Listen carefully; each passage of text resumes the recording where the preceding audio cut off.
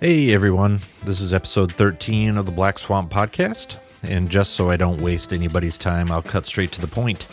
This is part 2 of an interview with Black Swamp founder and president Eric Sooy to help celebrate our 25th anniversary this year. If you haven't already listened to part 1, we strongly encourage you to scroll back an episode and start from the beginning. You won't want to miss Jamel and I dissecting Eric's early years and beginning to outline our BSP Origin Story. If you have listened to part 1, thanks for sticking with us, and we'll keep moving along. I chose. Did you have to Google it? Yeah, this was before that's Google. Right, before the internet, before the internet was on computers. Yeah, I don't remember where. BC. Well, I can tell you that my dad had a subscription to Fine Woodworking, the magazine. He has every single copy ever published. Mm-hmm. That's worth something. So I dug through every single copy and found every article I could on woodbending, which wasn't a whole lot. Yeah. And the reason I chose ash, which worked out to be just So they didn't have YouTube videos back then? no YouTube videos. Oh, okay. I'm trying to remember if they even had written language back then. Oh, come on. Sure, there was something hammered out on tablets. Right. Yeah, it's the stone tablets Right. were faded. I did some research and found that ash is supposed to be a good bending wood. I'm like, okay, I'll try ash. So I went down the street to this The Ash store? ash store. It was, what were they called? Father and son that had a. I can't remember the name of the place. That's too bad. But they had a little cabinet Sorry, guys, shop. we can't plug you today. Yeah. They had a little cabinet shop, and they did hardwood stuff. And I would buy my ash strips from them because I didn't have any saws. I didn't have any equipment like that yet. I did make my own forms and that type of thing. And you can see me bending some of those first shells in my basement on the website too. If you go to the incomplete history. Oh, and yes, right. incomplete, that is an old English spelling. It's not spelled incorrectly. Oh. People are like, you spelled incomplete wrong. I'm like, don't you get the joke? Yeah. Haven't you seen that before? So I made forms and made this little bending jig. And one time I'm like, hey, Julie, take pictures of me while I'm bending these shells. Oh, I'm yeah. glad she did, because that's the only record All right. of me bending those shells back in the early days. I had 13 forms. So I'd bend 13 shells, and then I'd put them outside to dry and glue them up. Yeah, they'd be glued. Then you didn't have to lay them then, like everything was to size. Yeah. No, didn't lay them. They weren't the roundest things in the world, but they were What? good enough. It's all a matter of perspective. It's all They're vintage, right? Right. Yeah. Yeah, They're sure. highly collectible now. Someday they'll be very highly collectible, I'm sure. Yes. But you had to router the slots. Router the slots on a jig I made, and we actually still have that I did that jig. once. You when I did? first started. Yeah. It was a pain. Yeah, it was this contraption where you take the shell and you put it on this rotating table, and you slide it into the router bit, and you rotate the shell Yep. and you pull it back out again, and it had these little index pins that would keep it from going too far, keep your fingers from getting chewed off. Yeah, that was the scary part. It was not pleasant, and it was very loud and very noisy and very dusty. And Oh, she approved. I'm Yeah. sure. Don't try this at home again. No, well, actually, in the early days, these are all early days. The very first tambourines, I routed the slots before I bent the shells. Oh. I see that in the pictures that you have. Actually, So they're kind of distorted a little bit? Not really. Not really. No, they weren't distorted. No, No. the spaces between the slots were just a little bit flat if you look really closely, and then they curve, and then there's a little bit flat because obviously that part of the wood is not going to bend as much as the pieces, the portion of the wood had the slots. Yeah. But I did that way first. So I would cut the slots on a router table. So I'd take the wood, lay it flat, plunge the router bit through, and then very carefully cut the slots. And So we're after grad school. You got your ethnomusicology degree. Yeah. You're Went to Africa after grad school. That was a great trip, another trip of a lifetime that I got to go to Ghana and study A-way drumming with Godwin Agbeli was his name. He had a little what? rest in peace, Tim. Oh, I'm sorry. What was his name? Godwin Agbeli. Okay.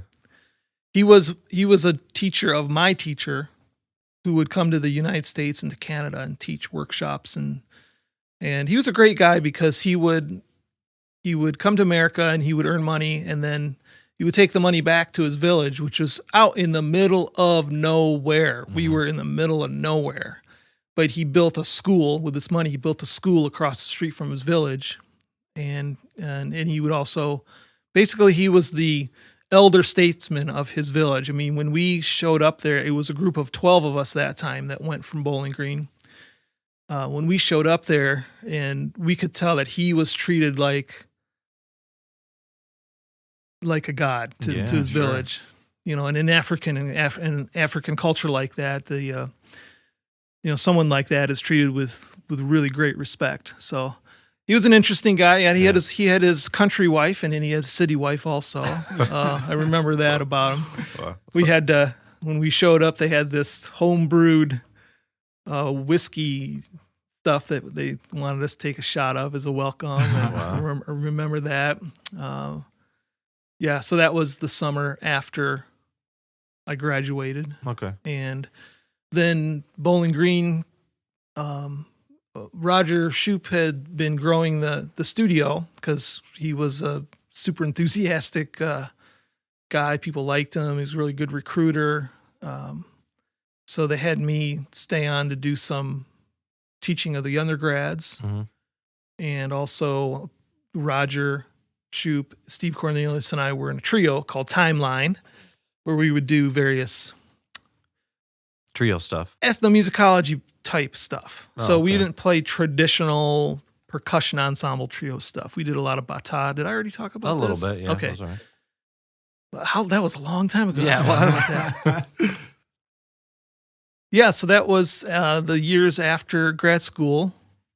2 years, 3 years I was around there. 1 year And this is when you're starting to build some tambourines, like all in this time. Yep. Yeah. Yep. So the first year after grad school, we rented a house, and that's kind of where things started to get going. I did a lot of bamboo timpani mallets back before everybody and their brother was building bamboo timpani mallets. And this is early 90s. This is 94. Early to mid 90s. Yeah. So this is before Black Swamp had the name Black Swamp? Yeah, I didn't really know what to call it. And Black Swamp, that's another question. Where does the name Black Swamp come from? Well, Black Swamp is a nickname for the area of Toledo, southern Toledo, Bowling Green area, given by the Native Americans a long time ago, called the Great Black Swamp. So around there, you'll see a lot of things called Black Swamp Brewery, Black Swamp Arts Fest, things like that. And I never really changed it because by the time it was going, I didn't really know what to change it to. And unlike some, I wasn't a name player, and it was my last name Sooy, which is pronounced soy. Sooy. Sooy is easy to mispronounce as Sooy. So I didn't really want to hear that for the rest of my life. Sooy Percussion. Yes, I didn't want pronouncing your name wrong. So I've never heard of that. I decided to do something weird like Jamel. What did you just call him, Jamal? No, I was pronouncing it correctly. Go ahead. It's Jamel. Jamel and Tim. So you're building tambourines, playing, teaching. Yes. So I was teaching, playing in the Flint Symphony. I was playing in the Ann Arbor Symphony. I was playing in the Adrian Symphony. Playing in Timeline. Teaching percussion ensemble. Doing some of the undergrads.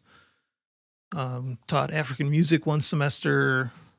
That's a hard class to teach because there was no textbook on teaching African music. It was a kind of a class you had to, because Africa is huge. Right. You had to put together your own curriculum, and there's so many things to cover. Right. I mean, if you put a map of the United States on Africa, you'll get an idea just how massive that country is and how many different traditions there are. That's also, I mean, really fascinating in terms of all the places that you traveled. Is there any, are there any of the, did any of your travels influence any of your product decisions or the sounds that you were looking for, or, you know, the design, the look, or by, I mean, if not, that's fine. No, I mean, I'm sure curious. it did. I'm sure it did. I mean, it's kind of a weird path I took going to, I was, you know, and the reason I didn't continue on the ethnomusicology path is because it's a very academic path, and I was really more of a player.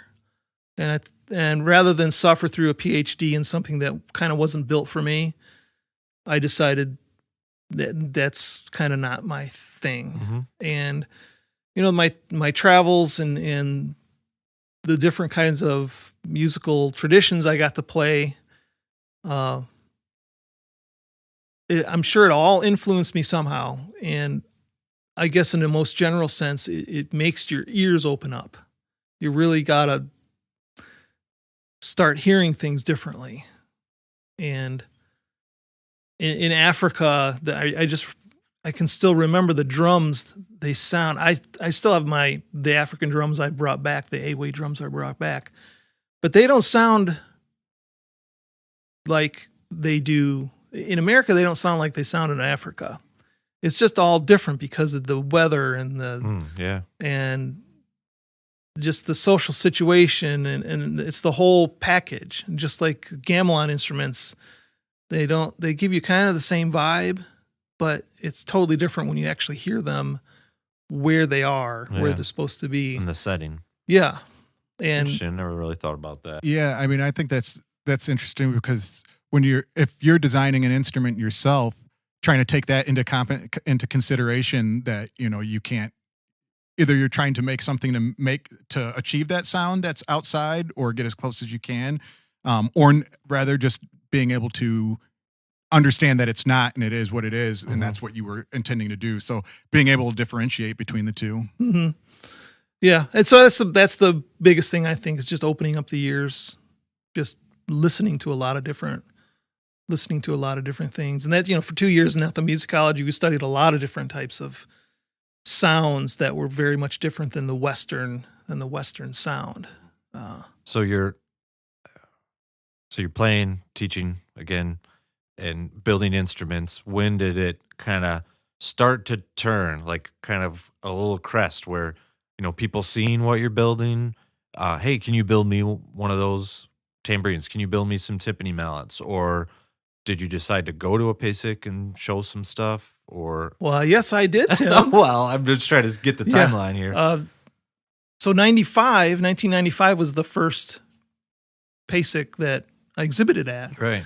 That was in Phoenix, Arizona, and two of my buddies from Bowling Green helped me out.